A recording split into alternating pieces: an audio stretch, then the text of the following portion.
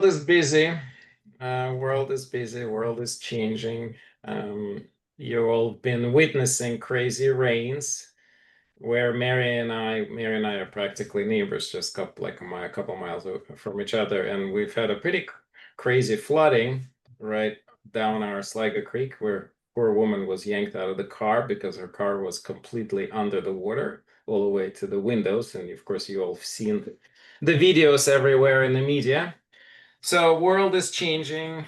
Weather is getting worse. Our bodies are getting stressed more and more. So I'm so excited Mary is here today because I feel like Alexander technique is one of the most fundamental movement therapies that can help us to withstand the stress, especially stress of our own unawareness of our physical position of our body, as well as our dysfunctional segments. And so it's super exciting to have Mary here. So COVID news, as we expected, there's a continuous growth, pretty significant in most states, at least in more than 25 states, including our DMV area. There's a continuous increase in COVID cases. I've had multiple patients in the last few weeks getting quite sick. As I mentioned, this new strains seem to be a little bit more aggressive than the ones before. As you also know, the new recommendations on vaccines have been changing. The current vaccine, even though about 6 weeks ago, CDC asked all manufacturers to update it to the newest strain, that has not happened. So that means that my recommendation of not getting the old shot stays the same. Do not get it because you're not going to be covered very well for the new variant, despite the fact that CDC says otherwise. Why am I saying this? Well, because this strain is quite different from the one before. And while supposedly it should still be covered, I think the data on that is very weak. And so I think we all should be, if you are going to get another shot, you should be waiting for the fall.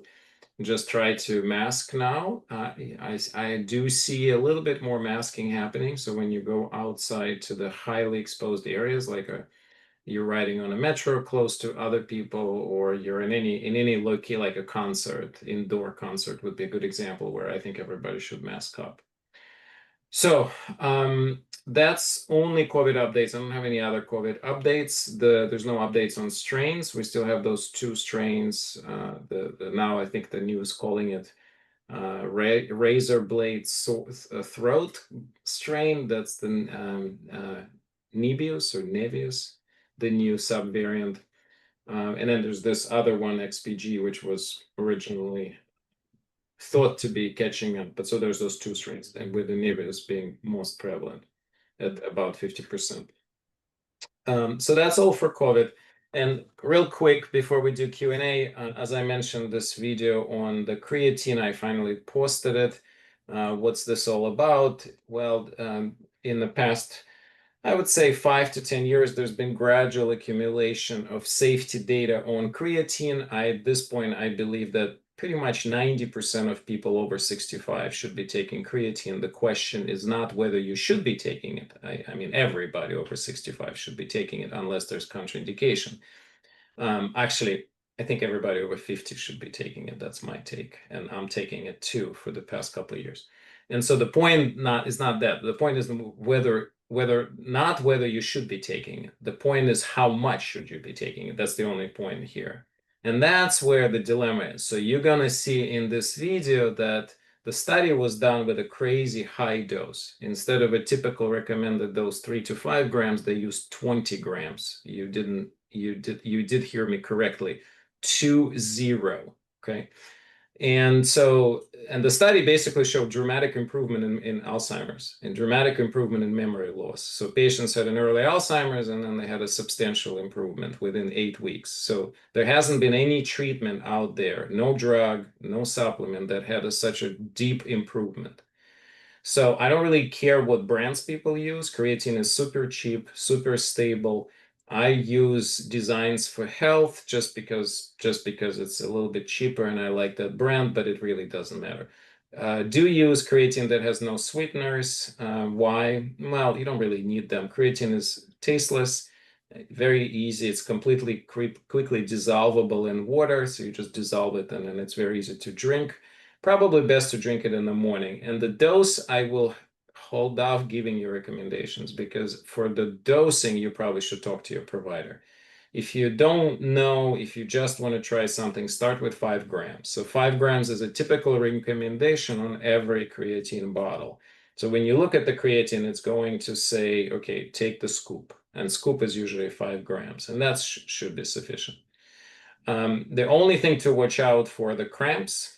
And yes, people are always scared of kidney failures. There hasn't been any single case reported, despite the fact that there is a raise in creatinine, and that is irrelevant. It means absolutely nothing because it's basically you metabolizing creatine, and that increases creatinine in the blood, but it doesn't mean that the kidney function is any different. The kidney function is normal.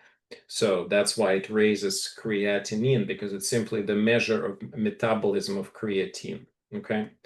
And the benefits are basically the benefits are quite substantial. There's a substantial slowdown in muscle loss and potentially muscle gain. And now we know that there's substantial brain gain. So there's a gain in the brain function. It's pretty clear that potentially there's even going to be a gain in brain volume. So you regrow brain cells with creatine faster because it's a direct source of energy. And the benefit of this study was not just that they looked at outcomes, because in 8 weeks, looking for outcomes of cognitive function is too short. It's too short to make any conclusive evidence.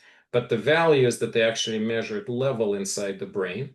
They also measured biomarkers of Alzheimer's disease, and they saw an improvement in everything. So that's the real advantage. Real advantage is that you can get the creatine to where it needs to go, to the brain, and there seems to be some benefit. So of course, this is just a pilot, but I can guarantee you that within the next few years, we're going to have a lot more data on this topic because the study is so significant. So we're going to have a lot more answers. I personally can't wait for the answer on the dosing. Will the 5, 10, or 20 grams be the same? I think that's the most important question to which we do not have any answers. Yes, so there's some people claiming that you should be doing a loading at higher dose. I don't know if that's critical either. There hasn't been any study comparing a standard protocols of 5 grams versus starting with a higher dose and then lowering the dose. I think these are all questions for the future research. And I'm going to stop at this and take any other questions for next 5 minutes or so. So we'll give Mary full 40 minutes. So you don't have to keep asking me about creatine. I know it's an exciting topic, but there's lots of other topics. So use this time wisely. Ask me whatever you feel like asking. And I see that people are using chat. I love it. There's a lot of questions to me personally for some reason. I guess maybe, Janet, maybe people cannot put a general message, and that's why they're all coming to me, which I don't mind. And I have answered, I think, every one of those questions. Okay. You missed, Cecile says that she missed what I said about new COVID booster. There are no new COVID boosters, so I didn't say anything about new COVID boosters. So you didn't miss anything. All right. So, all right. Any other questions?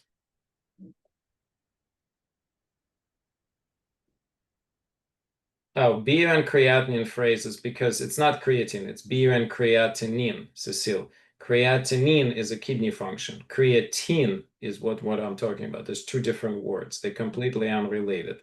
Creatinine is kidney function, and creatine is the substance, it's a complex amino acid mix basically that feeds into the muscles and the brain directly. It boosts energy production in any highly metabolic tissue in our body. So, and of course, those who are kind of no creatine, just colloquially, that's what every bodybuilder takes, right? Because there's been data for a long time that it helps to build muscle mass. And I will agree to that because I've seen my kids take creatine and bump up and become bodybuilders in a few months. Of course, they probably would have become that anyway without creatine, but still, it's a nice belief that creatine helps. How does creatine work in the body? I just explained. It's a direct energy source. It basically goes right into the cell and helps to create a whole lot more energy. And when the more energy is created, muscles can basically hypertrophy a lot faster. So can the brain. So it's a mitochondrial booster, if you will. And it's one of the most direct boosters we have access to. So, and we know now for fact that it's nicely crosses into the brain. One of the big questions is what, for example, it's a really good point. You probably all heard us having this conversation about NR, nicotinamide riboside, and NMN, all those NAD boosters, they don't cross into the brain. So there's no data to suggest that they have any benefits of whatsoever for the brain function. There's study upon study showing that they increase serum level, but it's not clear what happens in the brain. It's not easy to do studies to look into the brain levels of different things. So this is a strong study, and one of this, even though it's a pilot, it's only 20 patients, but the value of this pilot is so important, can be understated, is exactly because of that, because they measured objective data on what happens in the brain with this substance. So the only level of NAD that will be increased in the brain if you take NAD shots. Nothing else will do you any good, period. So if you're thinking you can be taking NAD oral, any kind of NAD support orally for anti-aging, think again. There's zero evidence for that. That note. Yep. On that note, I think that was last question, and let's give a floor to Mary. Mary, again, thanks so much for being here. Sure thing. Thanks so much for having me, and thanks for coming out, everybody. I know it's the middle of the summer on a hot, hot day. So I'm trying to figure out how to make this as time efficient as possible. I will keep the chat open, but if you can kind of maybe hold most of your questions till toward the end, that would be good, because there's a fair amount of material I want to get through in a very short time. The first question I've got for you right now, as you are here looking at your device, is how many of you are being sucked into your device like that? You can raise your hands. Like, yeah, as one is, yeah. Devices, yeah, there you go. I see you. Devices are really powerful things. And if we spend a lot of time on them, whether it's an iPad or it's a computer or your phone, something happens to our necks. It's called text neck, right? So, so let's just talk a little bit about that today. I'm not going to give you the whole sort of background of Alexander technique because it's a story. But let's just say that F.M. Alexander, who actually started this technique in the late 1800s, so it has a very long track record, discovered a whole lot of things about the connectivity of the body, the interconnectivity of the body, and how one thing really affects the other. And I think at the time he was perhaps the first person in the Western world, not the Eastern world, but the Western world, to really begin to understand this. So I wish I could see. Let's see. Can I change this differently so I can see you more? View. That's what I'm going to do. Gallery. That's what I'm going to do. Okay, great. Well, maybe just, on your screen right now, point to me where you think your neck meets your head. And don't worry, this isn't a test, but just point if you can. Point to where you think your head and neck meet. I'm seeing some, yeah, maybe you're seeing some things too. Okay. Okay, great. I'm seeing a lot of general back in here. Can I show you a little skeleton? If you'll look at this, you'll see that your neck goes way up into the middle of your head. Look where your jaw is, your lower jaw is compared to that neck. And it actually ends up being attached to your skull, kind of almost in the middle of your head. So from the very beginning, when we think about mapping our bodies, we probably have an incorrect map of where our head and neck meet. So why is this so important? Well, I'll show you. Our head has a place of balance on the top of our spine. And that place of balance is called our atlanto-occipital joint. And it looks something like this. And if you see it, you can see that there are little divots in this. I don't know if you can see. You see those divots? Those divots correspond to, where's my skull? Here's my skull. Those correspond to these little rockers in your skull. So those rockers fit on those little divots. And that's where we get our yes. Yes, yes, yes, yes, yes. So let's find that for ourselves. You can take your fingers, you can put them lightly in your ears so you can still hear me. And think about that as almost a dowel going through your head. Can you rock on that dowel? Can you just do a little yes, yes, yes on that dowel? And you'll find if you've got that point, you'll find that you're actually rocking on a place that's maybe higher than you think you're used to rocking on. Maybe your head is balancing a little higher on top of that spine. Yeah. Great. And then we've got, so that's your atlas. And then we have another thing just below it called your axis. I'm going to show this to you. See, this is a little pivot joint. It fits quite nicely. Let's see. Fits quite nicely there. I love these audiovisual aids. Just underneath your axis, your atlas, I should say. And this can pivot and go like this. So that just below that joint gives us our no. No, no, no, no, no. So go ahead and give that a try. And if it feels like that movement is coming from a place that's a little higher than you're used to thinking about using your the musculature of your neck, you're right. So the first thing we want to think about is, well, where is the balance of our head on our neck?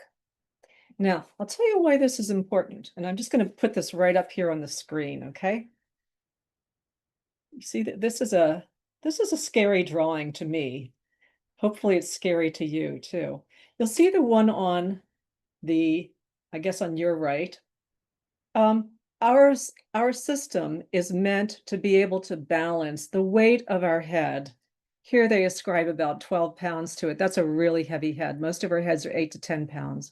But we are designed, we have a design, yes, to be able to balance the weight of that so that it is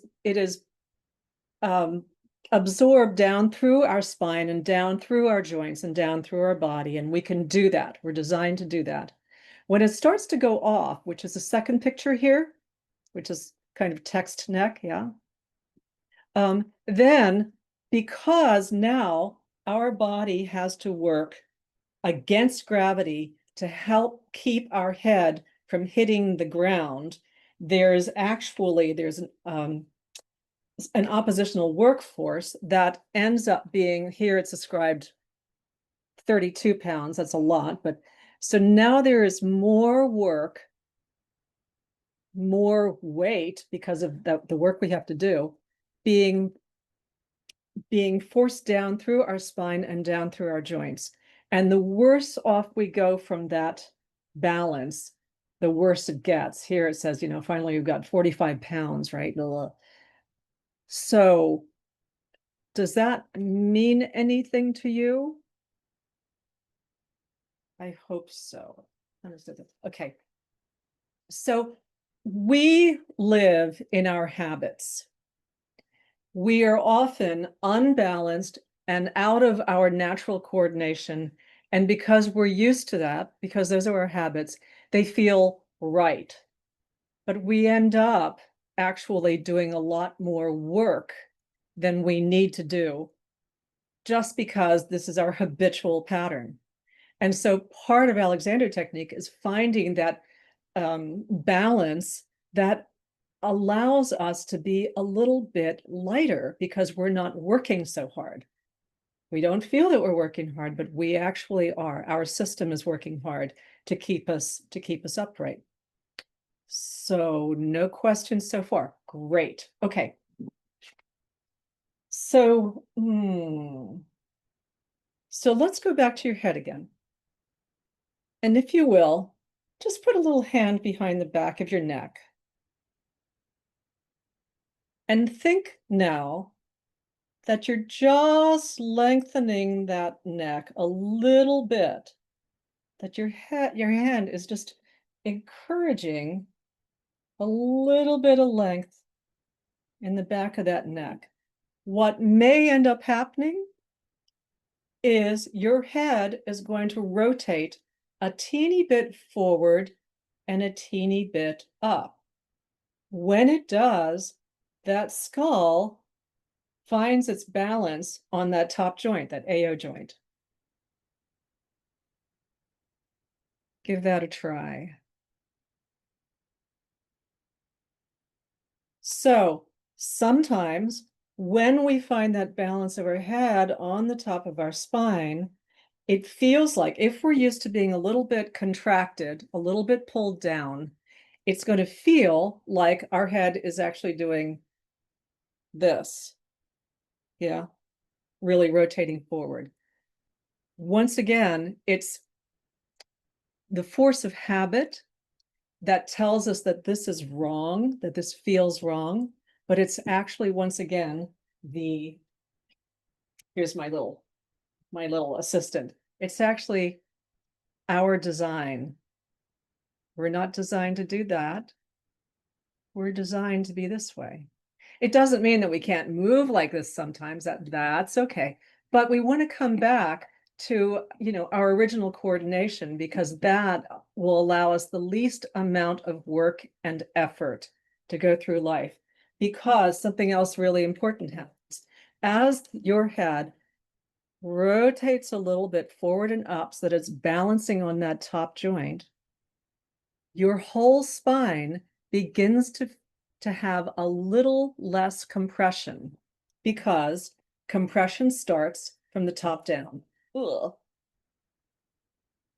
So if we let go of that compression, our whole spine, not in a huge way, you understand, but in a small way, gets to decompress, and all those beautiful little discs between the vertebrae of your spine just get a little bit of spongy breathing room.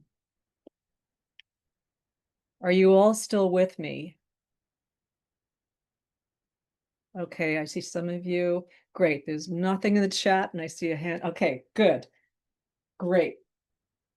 So let's try a little experiment, okay? If you will, stand up.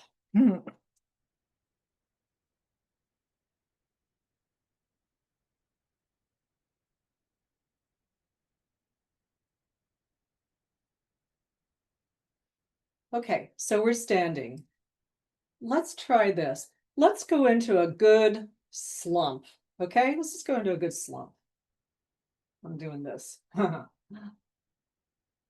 Stay in that slump, and just let's raise your hands, raise your arms, and just notice what that feels like in a good slump, okay? Okay, let that go. Now let's try something. Let's try something opposite. Let's try to do what my mother used to tell me to do, which is like, sit up straight, stomach in, chest out, right? And raise your arms again. And let that go. At the same time, while we're doing this little experiment, let's go into a slump again. And notice what your breath feels like. Take a moment to notice your breath.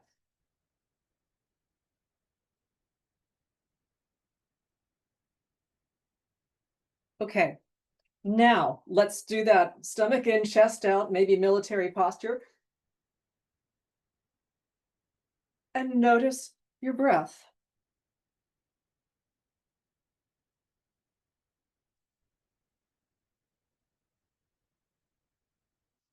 Now I want to hear some responses to this. Tell me, what did you notice?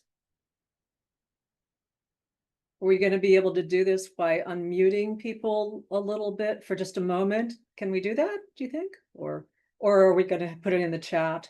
Maybe possibly in the chat, huh? What did you notice in that little experiment? So remember, we were slumped and we were using our arms, and we really straight and we used our arms, and then we slumped and we just noticed our breath. It was difficult to raise the arms while in a slump. Yes. Yes. Did anybody else notice that was true? You can nod or you can give me a thumbs up or not. Unable to take in a deep breath. Yep. Yep. Yep. In the slump primarily. Or maybe also in the, sitting up straight. Okay. So the some of the things that I'm noticing is that there was a difference in effort when we were slumping and moving our arms. Why is that? Because our primary coordination is our head and torso. It's the length of our spine. And when that is uncoordinated, when that is out of coordination, our appendages don't work as well. So the primary coordination of head and torso determines how well the rest of our appendages are going to work. It also has an effect on our breath. You may have noticed by either slumping or over straightening that you don't have the fluidity and capacity to really breathe well. Have to use the belly more when slumped for breath. Yeah, absolutely. Yes. So this this little, here's my guy again. This little area from head to pelvis, that is all of the spine and includes the torso, is what we call in Alexanderland our primary coordination. Maybe if you talk to an older teacher, they might call it our primary control, because that determines the ability to move everything else. So, and that's why it's really kind of important to go back to, well, where is my head on my spine? Because if I can get my head to balance easily on my spine, then everything is going to be a little easier and work a little easier. So we can go back to, let's stand again. Sorry, I just sat down for a moment. One way we can just find this is we can do that, hyper militaristic, or, your mother tells you about good posture, right? Go up there, you might notice that you can't breathe as well and you're feeling kind of rigid and stiff. And then soften out of it. So we're not going into a slump, but we're just softening out of that. So we don't feel that we have to pull ourselves up at all. And maybe now you can raise your arms, move them around. And maybe now you can notice your breath. And do you find that easy middle ground is the easiest place to do for both movement and your ability to breathe? Possibly. So, okay, so let me show you something else. When we think of our whole back, oh yeah, we've got more people. Definitely. Okay, good. When we think of our back, I should stand up again, shouldn't I? I'm not a great Zoom teacher, sorry. When we think of our back, a lot of times, and this is once again the map that we have. When I talk about body map, it's the way our brain envisions our body, kinesthetically envisions our body. So oftentimes when we think of our back, we think about here to about here, right? That's our back. There's the parts that hurt. So Here's another little picture I have.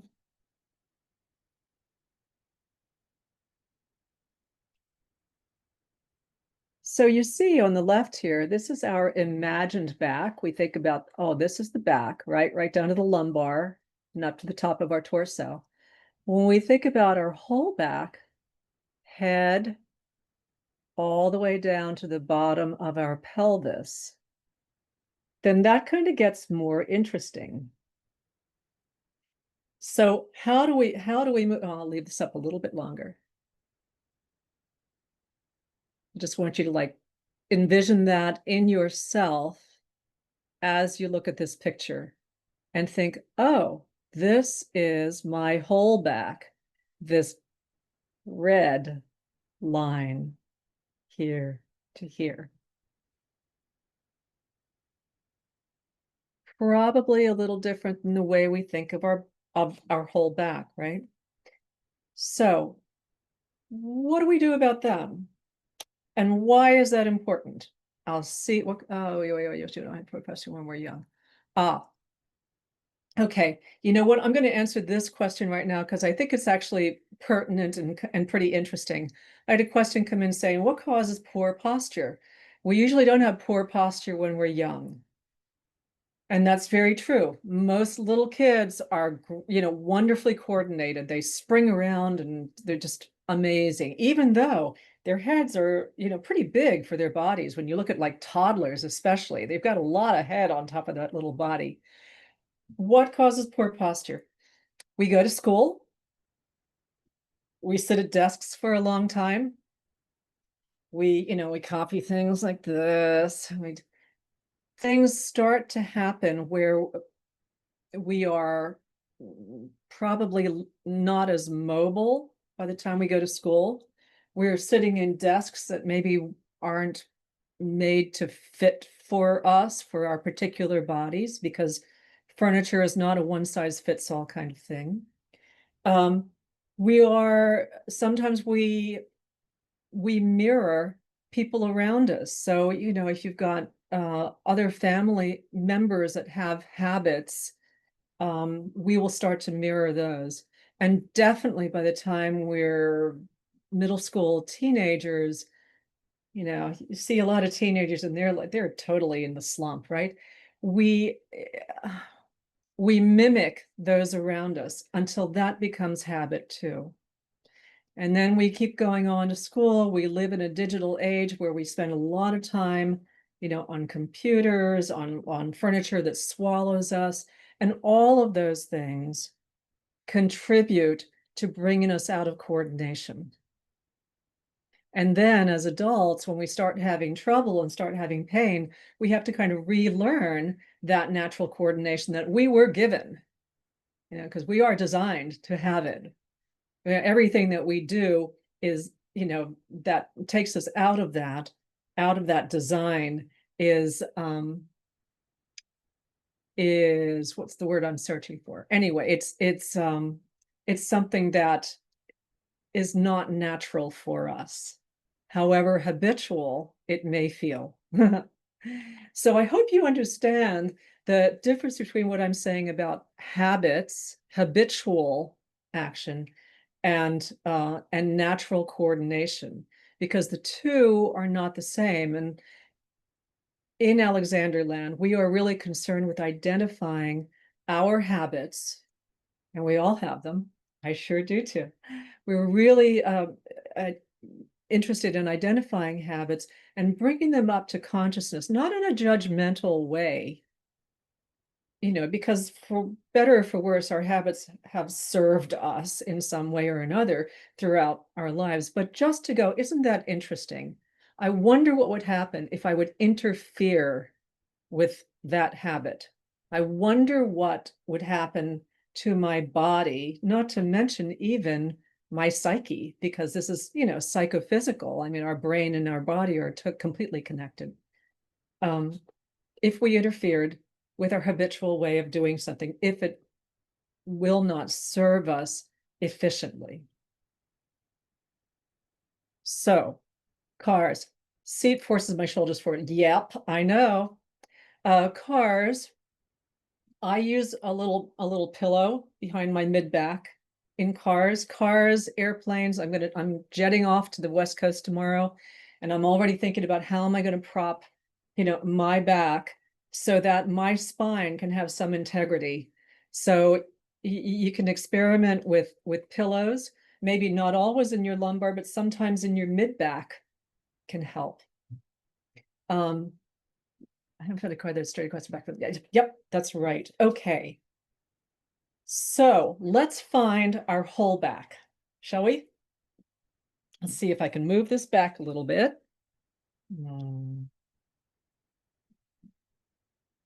Here we go. All right. So I'm sitting on a chair, and hopefully you're sitting on a chair right now too. So there's lots of ways that we could sit on furniture. One is, well, I could do this, right? Right now, from what you know, maybe I'll give this guy. From what you know about the spine and pelvis, when I'm slumped back like this, what am I actually sitting on? I'll give you a clue. I'm sitting on the bottom of my spine. Ouchie, ouchie, ouchie. So there's something on the bottom of our pelvis.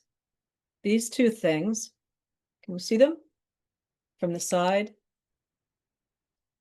They're the real name for them is your ischial tuberosities, but I like the German word Sitzbones, which from the German word sitzen, which means to sit, right? We have Sitzbones. Here they are. They're rockers. They're not, sometimes they feel pointy, but they're not. They're actually rockers, so we have a little movement back and forth from them. And of course, near these sits bones are our hip joints. We've got a lot of mobility. These hip joints are strong, and we have a lot of mobility in our hip joints. So that if you are sitting and you're thinking of your whole, let's see, do I have a little bit more here? And you're thinking of yourself, your whole back, just like that drawing that I showed you, from if you want to put a hand on the back of your head, right here, no? And another down here at the very bottom of your spine. So you've got two hands, and then just for a moment, just gently move them apart about a quarter of an inch. Those two hands, they're moving apart just a quarter of an inch, just to give you the feeling that your whole back is really in length. Great. So you've got your whole back here, your whole spine, and you're sitting on your sits bones, on your rockers. Now, since we're on our rockers and we've got our whole back, put you back down here. And if you want to, you can keep, a hand on the back of your head and a hand on the bottom of your spine. Just rock using your hip joints so that you are not actually becoming concave. All right. Your movement isn't coming from by collapsing your spine or even moving your spine. The movement of forward and back is happening in your hip joints as you rock on your rockers.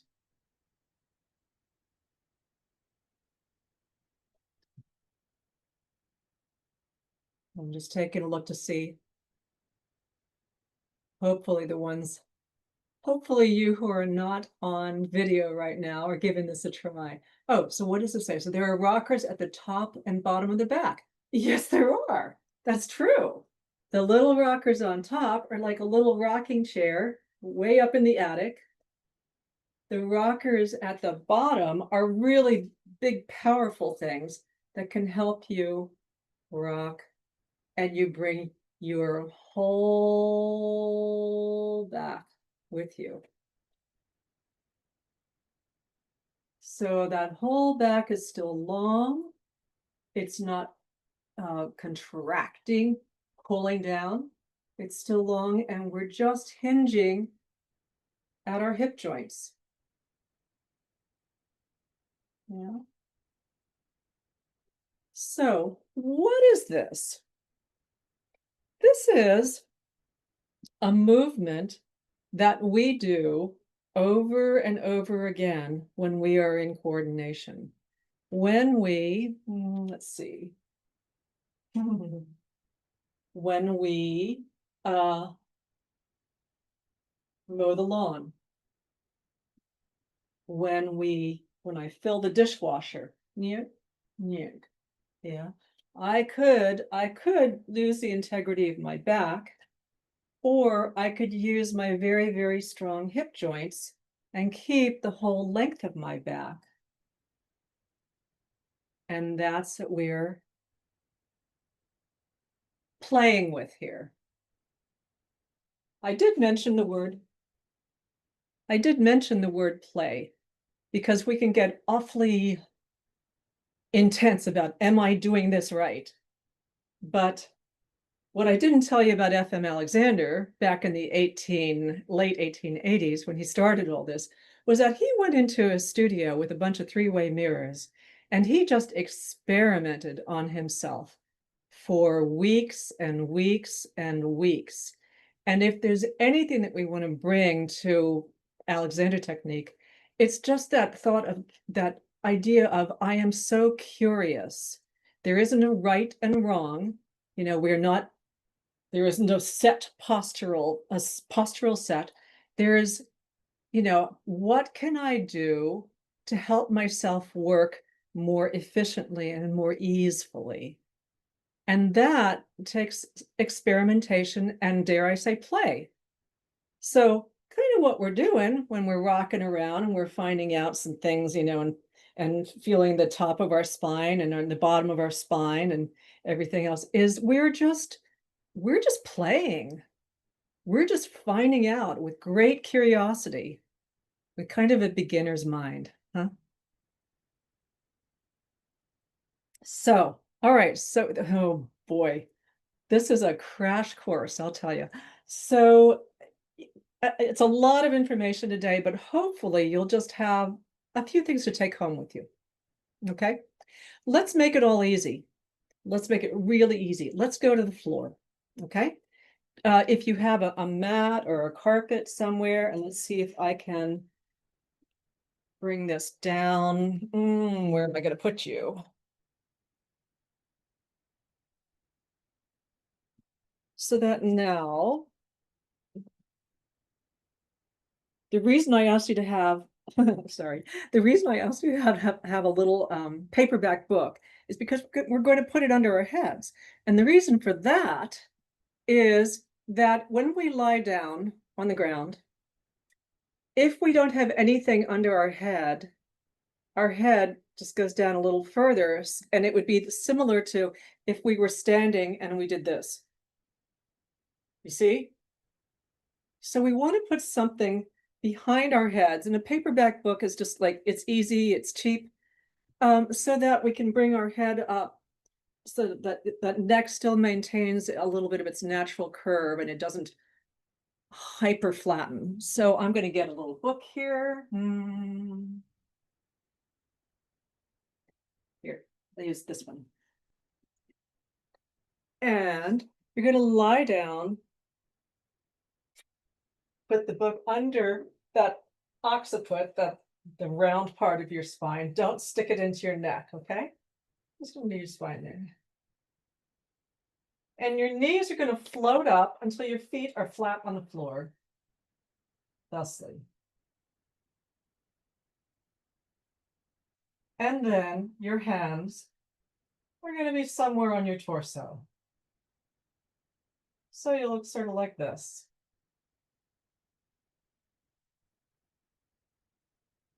And I'll just wait for a minute for everybody to get to where you need to be.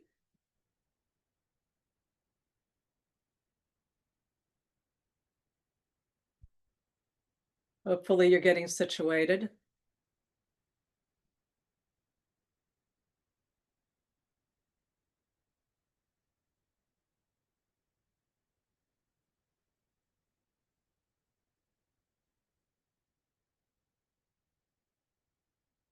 Okay, I think probably everybody's on the ground with something under their heads, right? The other reason that we like to use a book or even a folded up towel is that a pillow doesn't give us really good information about where the ground is. It's great for sleeping, nothing wrong with pillows. But when you're doing this, you're actually doing something called constructive rest. Yes, it is constructive. We're not going to check out. We're not going to become unconscious. So if you're lying there with something under your head, hands somewhere on your torso, knees bent, feet on the floor, with your eyes gently open. Why? Because that is practice for feeling the same way when we are upright doing our daily stuff. So we want to take this and translate it as much as we can, this experience, and translate it as much as we can into, our daily lives, how we will feel when we go about doing our daily tasks. Hopefully that makes sense.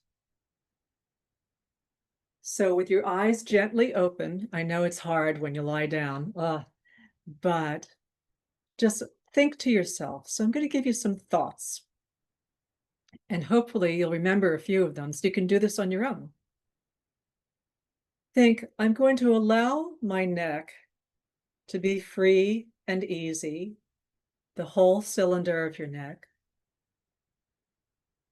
so that my head can release very gently, very minutely away from my shoulders.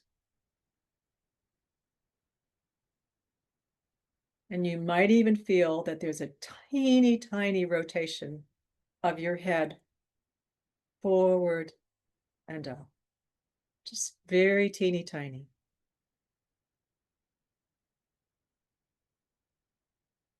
As my head releases away from my shoulders, my whole spine lengthens.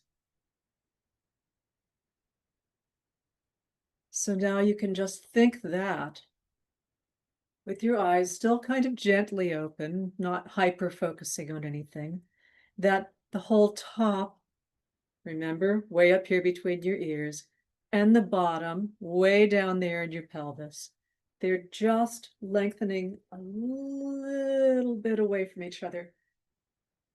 Not a lot, just a little.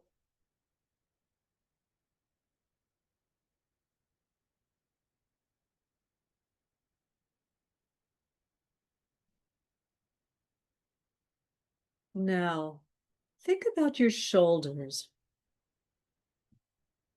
Shoulders are very interesting because we're always taught, I know my mother was always saying, shoulders back, shoulders back. But, our shoulders aren't, if you notice the skeleton, I'll just put this up here again, maybe you don't see because you're on the floor, but our shoulders don't go back, they don't go up, they don't go down. They go forward if we're, habitually slumped. They go out, they go out, they go away from each other. And so as you're lying there, just think, oh, my shoulders are releasing away from each other.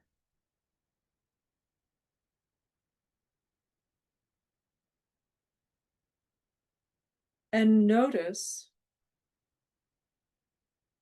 what, if any, sensation you're aware of when you allow your shoulders to release away from each other.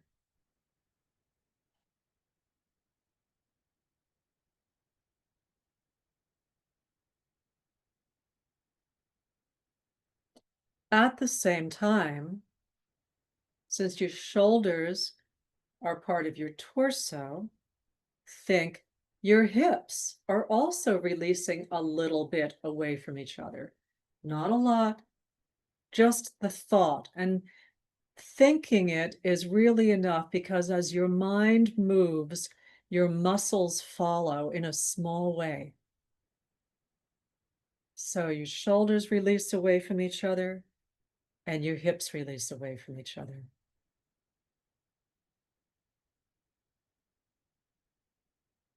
Your neck is still releasing easy and long so that your head can release a teeny bit away from your torso so that your whole spine can lengthen and widen so that your whole torso can widen.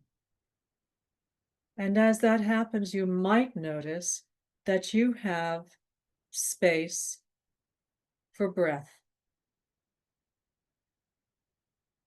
Yeah.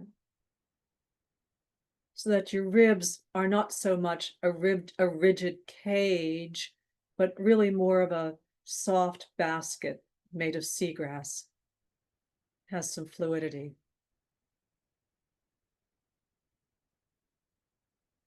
You know, this is as far as we're going to go, because I want to leave just a couple minutes for questions, because we're at almost the end of the hour. So you can stay where you are if you'd like, if you're on the floor. If you want to, you can kind of gently roll over and walk yourself up to sitting.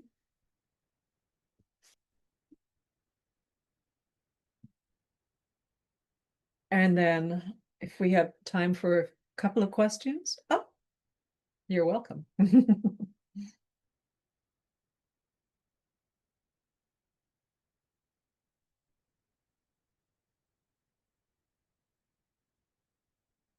Questions, thoughts.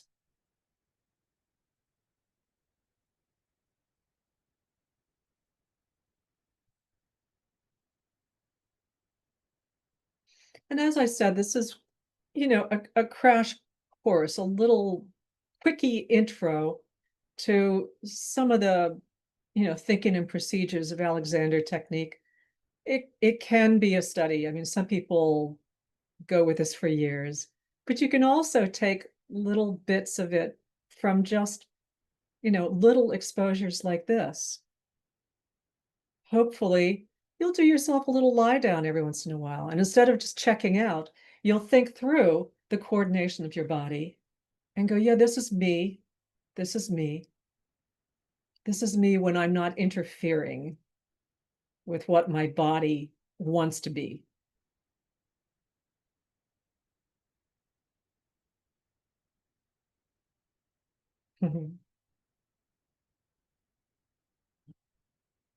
Okay.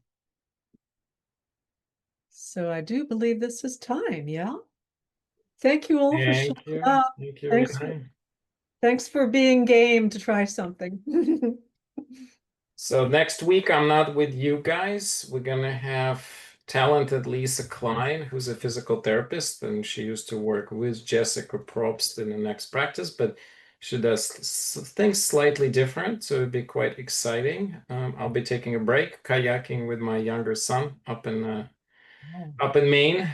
So I'm excited about that. I'll be thinking of all of you. Mary, this was wonderful. Thank you so much. I have posted your website in the chat. We will include that website as well into the description for the video. Janet will have that set up.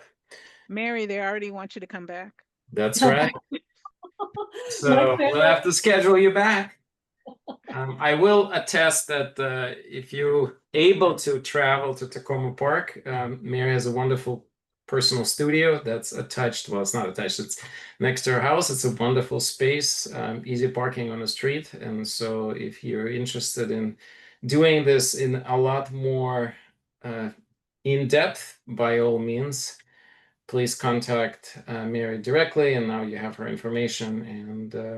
everybody stay cool, hydrate. It's 95 degrees outside. It's gonna get a little warmer sometime next week, but yes. So with that, thank you all. I hope that who's doing Q&A? I don't know.